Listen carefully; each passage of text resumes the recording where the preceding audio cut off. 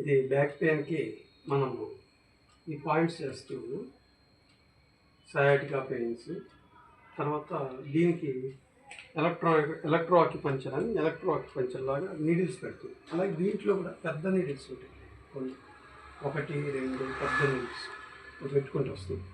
Actual line of the urinary bladder అది మొత్తం అంతా ఇక్కడ చేసుకుంటూ వెళ్ళి లాస్ట్లో పాయింట్ చేయడం వల్ల బాగా రిలీఫ్ వస్తుంది పేషెంట్కి.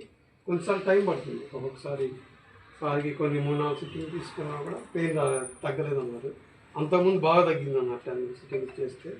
దానికి ఏంటి కారణం అంటే ఒక్కొక్కసారి బాగా బ్లాక్ అయిపోయింది కాన్స్టిట్యూషన్తో, వాళ్ళకి బాగా పెయిన్ ఎక్కడైతే ఉందో ఈ పాయింట్స్ ఉంటాయి బాగా, అవన్నీ చేయడం వల్ల ఈ 3 సిట్టింగ్ వల్ల మనకి స్టిఫ్నెస్ తగ్గుతూ వచ్చింది. ఇక్కడ కూడా బ్యాక్ పెయిన్ వాళ్ళకి మెయిన్ ఈ పెయిన్స్ కూడా బాగా ఎక్కువ, ఇవి కూడా మనం చేసుకుంటూ వచ్చాం.